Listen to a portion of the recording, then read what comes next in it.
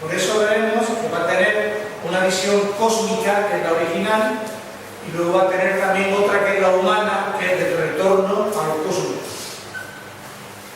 El proceso, para lo que ya estuviste en el tema de ayer que vimos de geometría sagrada, se hablaba de que la geometría sagrada en realidad sigue un esquema matemático, ¿sí? Porque se dice que los números vendrían a ser lo que aparece ahí como los arquetipos. Esto está sacado de Platón. Pues Platón hablaba de que cuando en la existencia del mundo, antes de que el mundo se plasme, hay unos grandes arquetipos que vienen de la mente universal y que son los que se van a expresar como las leyes naturales. Luego otra cosa es nuestro mundo de las ideas, lo que captamos nosotros con nuestra mente según nuestro nivel de conciencia. Es decir, que cada uno captará según su nivel evolutivo. A mayor evolución captaremos más cosas. Y también luego resulta que estas ideas producen formas, que son las formas que nosotros conocemos. De tal manera que lo interesante es que la forma refleja el arquetipo. Eso es lo interesante.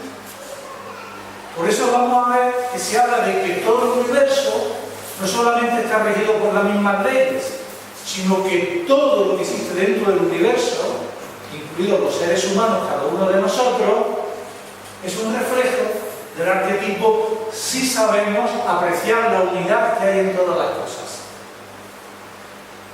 Vamos a ver que hay entonces, según donde nosotros pongamos nuestra mente, vamos a distinguir tres tipos de tiempo, porque el tiempo es muy relativo y el Mandala está hablando de un proceso que se da en el tiempo, que es la creación del universo, y el otro proceso es la recuperación de ese arquetipo, de esa unidad que lo puso todo en marcha.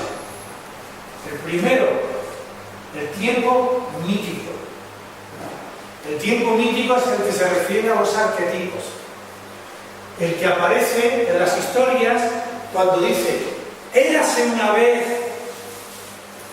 Con ese érase una vez con el que comienzan los cuentos, hace referencia al tiempo mítico. Es un tiempo que tiene la característica de que no cambia, siempre es el mismo, es homogéneo, unitario, es inmóvil, no cambia. Pero es un tiempo que no se da aquí, porque es un tiempo tan ideal que corresponde a algo que está al principio de todo. Siguiendo a Platón, diríamos que ese tiempo está en la mente del Logos, en la mente del ser creador, o en la mente de Dios. Luego, la idea de cuando hablamos del mundo de las ideas, es decir, nuestra concepción de las cosas, tenemos que, si la ponemos a un nivel elevado, es decir, que nos acercamos al tiempo mítico, a los arquetipos, entonces tenemos el tiempo sagrado. ¿Sí? Pero si nuestra mente la ponemos en los planos egoístas o en los planos más materialistas, entonces tenemos el tiempo profano. ¿Qué ocurre? El tiempo sagrado no es lineal, es cíclico. Se repite. Y cada momento repite algo del elemento mítico. Es decir, un elemento que se recrea continuamente, un proceso que está sujeto a la renovación continua. Lo cual es muy importante porque no tiene el lastre de arrastrar un tiempo lineal donde mañana es la continuación de hoy, con los mismos problemas de hoy. No, en el tiempo sagrado, el tiempo simbólico, el tiempo se ve como una nueva oportunidad cada día. O sea, cada instante repite la fuerza de los orígenes. Y eso es. Y entonces en el tiempo profano no se trata de una repetición de cosas importantes, trascendentes, sino es una suma de acontecimientos, sobre todo de carga emocional. Y es un tiempo lineal. Otra vez el mismo día, mañana es jueves, el domingo que es miércoles. Y entonces venimos arrastrando un montón de cadáveres en nuestra espalda que son toda la carga emocional, es el tiempo profano. No vemos más allá de nuestras narices, como nuestros queridos políticos hoy en día, que se mueven en el tiempo profano. Están mirando su ombligo y su bolsillo. Entonces, ¿qué ocurre? Que hay una diferencia, porque veréis, en el tiempo profano, que es el tiempo de los acontecimientos inmediatos, aunque refleja cosas de los arquetipos, lo hace a nivel muy bajo. Es decir, lo que refleja son estados de ánimo. Eso va a hacer que cuando Jung empieza, él que desarrolla la teoría de los mandalas occidentales, Jung le llamará a este tipo de mandala el mandala occidental, porque son mandalas psicológicos. No lo vamos a tocar aquí, porque no se trata de hacer una terapia. Además, ni sé del tema, sé de lo otro.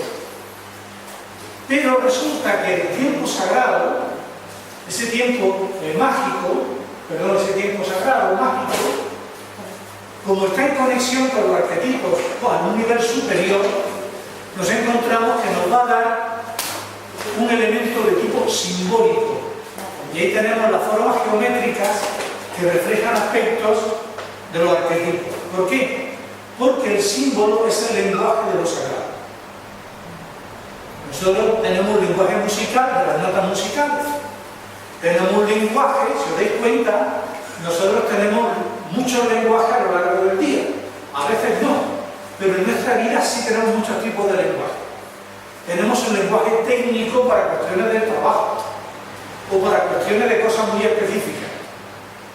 Si estamos, por ejemplo, que queremos hacer un arroz, pues tenemos un lenguaje técnico y cada uno sabe, o mejor dicho, vosotras sabéis sobre todo, y a los que les guste la cocina, saben lo que es una pizca de sal.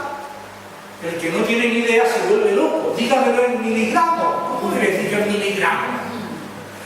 Pues le tiene que echar hasta el punto y lo tiene que hacer con amor. ¿Y eso qué? Eso no viene en los libros. Es un lenguaje técnico. De la misma manera que un fontanero o un mecánico tiene un lenguaje técnico. Y cada uno en su profesión tiene un lenguaje técnico. También tenemos un lenguaje coloquial, que es el más normal, más vulgar que tenemos, que también es necesario, que es cuando no estamos hablando de nada. En ese lenguaje son especialistas los muchachos, chicos y chicas que están en la edad del pavo, que se pueden tirar hasta las tantas de la mañana hablando de nada, pero no para. Una forma de esto, el lenguaje vulgar también es cuando la gente se pasa la vida hablando de fútbol porque no sabe hablar de otra cosa. Digo el fútbol como puedo decir, no sé, se hace buen tiempo, se hace mal tiempo, y nos tiramos hablando de si va a llover, si no va a llover. Pero también hay otro lenguaje más elevado que hace referencia a ese lenguaje simbólico, que es el que utilizamos para expresar los grandes sentimientos y las grandes ideas.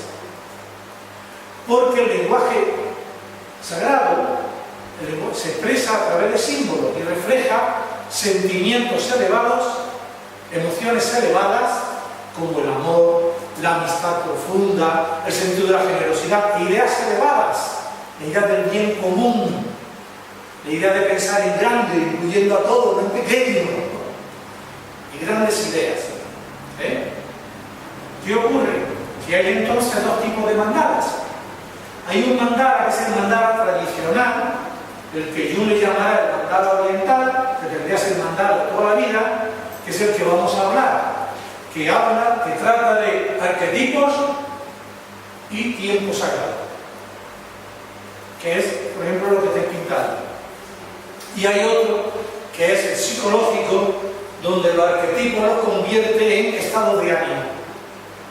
Pero esos estados de ánimo, Jung se dio cuenta de que, como él era psicólogo, con un montón de pacientes, él empezó primero por hacer los mandalas según se le ocurría. Le entró la necesidad de dibujar. Y luego se lo mandó a sus pacientes y le hacía un seguimiento. Y se dio cuenta de que todos reflejaban más o menos los mismos estados de ánimo, y no solamente eso, sino que también reflejaban un elemento más trascendente, más atemporal.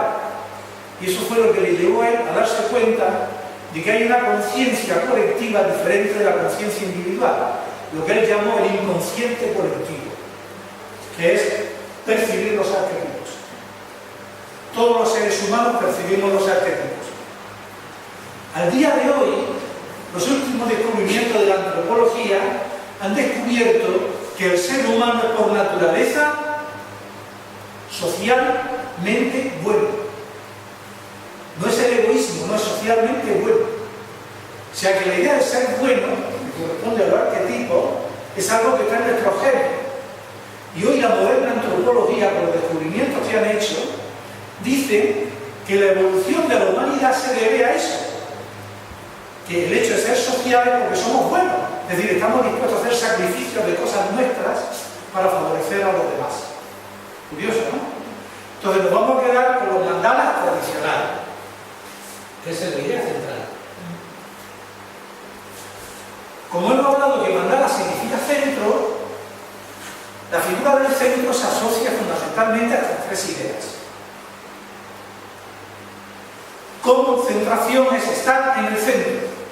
Si no hay concentración no podemos tener nuestro centro. Pero para tener concentración tenemos que tener algo anterior. Tenemos que tener tranquilidad. Porque si estamos histéricos no podemos. Pero además necesitamos saber qué queremos. Saber qué queremos. Voy a estar en mi centro. Voy a concentrarme. Sí, pero ¿concentrarme en qué? No podemos concentrarnos en la nada. No, eso no es así. Se trata de dirigir la mente hacia donde nosotros queremos. Por eso ya el Buda decía que en todo el proceso, que empezaba por rectos pensamientos, se terminaba en recta concentración. Porque lo primero que tenemos que saber es qué queremos, hacia dónde nos dirigimos. La conciencia no es lo mismo la conciencia que la mente. La conciencia es el lugar donde nosotros estamos presentes y la mente es la herramienta que tiene sus características. Pero quien maneja la conciencia a través de la mente es el yo, que no tiene nada que ver, que es algo diferente de la conciencia y de la mente. Estamos hablando de que ese yo, Jung también se dio cuenta de que a través de la psicología salía lo mismo que decían en las antiguas tradiciones. Nuestra alma inmortal, nuestro espíritu, el ser interior.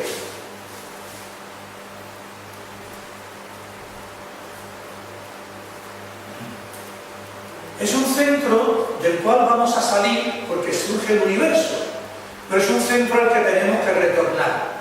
¿Cómo tenemos que retornar? Con conciencia. Entonces, lo que hablan los grandes filósofos, no solamente de la antigüedad, sino lo que llamamos sabios, es que hay un orden que se expresa como armonía, porque el orden implica la belleza.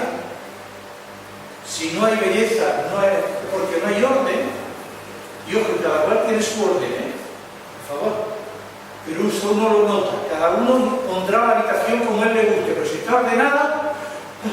Pero si uno entra en la habitación de los niños, sobre todo cuando han estado luego con los amigos, bueno, es lo que hay en un caos. Pero ese orden está rodeado de caos.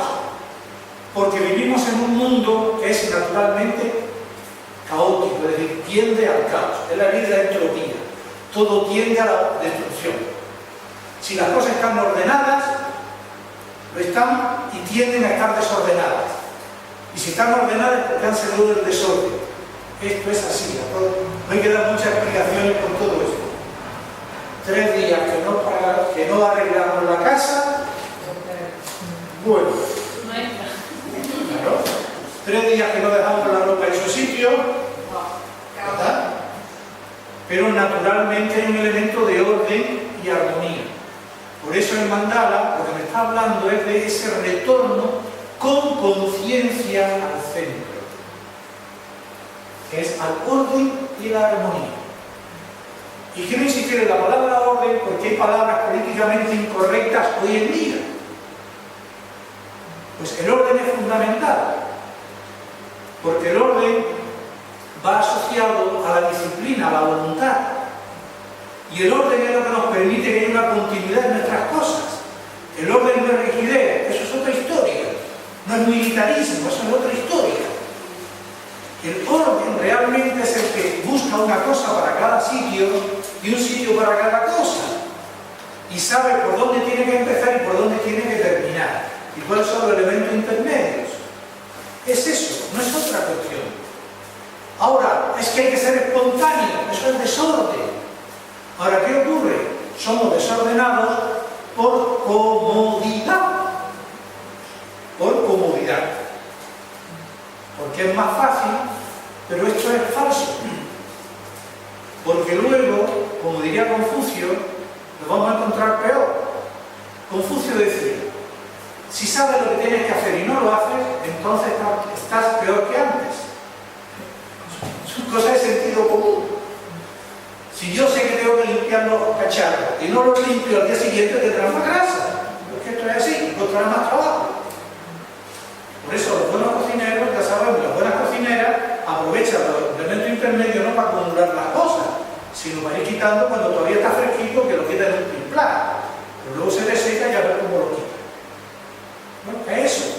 ¿Qué ocurre? Que luego vas dejando que se acumulen las cosas y te cuesta mucho más trabajo. Pero, como vivimos en un tiempo profano, que no se nos olvide eso, un tiempo de emociones que va sonando una emoción a otra, no vivimos a largo plazo, sino a corto plazo. Es la mentalidad del niño. Nene quiere Fanta y nene quiere hamburguesa. Sí, nene, pero tú no puedes vivir solamente de Fanta y de hamburguesa.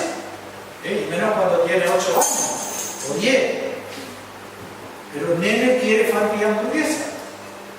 Él solamente piensa en lo que le da placer inmediato. Pero si abusa de eso, pues ya sabemos lo que ocurre. Bien, estamos hablando de que ese viaje del centro se ha dado en todas las culturas, en toda la época del mundo, porque es algo innato al ser humano. Y esto que aparece ahí son formas de mandalas, porque el mandala o mandala no es simplemente una figura geométrica que podemos dibujar, sino que también, incluso más desarrollado, son formas que representan un centro sagrado, un centro elevado, como la Acrópolis, como la pirámide, que la pirámide significa fuego. Y fijaros que si cogemos la pirámide, vemos que ¿dónde estaría el centro? En el piramidón, en la punta, y todo se dirige hacia él. Y en la Acrópolis, ¿qué es lo que estaba más alto? El templo más importante, que en el caso de la Acrópolis de Grecia era el templo de Atenea. La ciudad estaba consagrada a Atenea. ¿Y dónde colocamos nosotros nuestras catedrales, nuestra iglesia importante, nuestras ermitas, nuestros lugares sagrados? En los lugares más altos de la ciudad, en los lugares más altos de la montaña. Pues siempre buscamos el lugar más alto, aquello que esté más cerca del cielo, es innato. Porque tenemos una vocación de altura, es decir, una vocación de crecimiento. Este es el esquema general de todo mandala tradicional. Se podrán agregar o quitar cosas, pero este es el esquema más tradicional. Hay un cuadrado que delimita todo, porque algo lo tiene que definir, porque significa que está dentro de un espacio determinado. Y luego aparecen 3 círculos que comienzan del centro hacia afuera. El mandala siempre se comienza a pintar desde el centro hacia el exterior.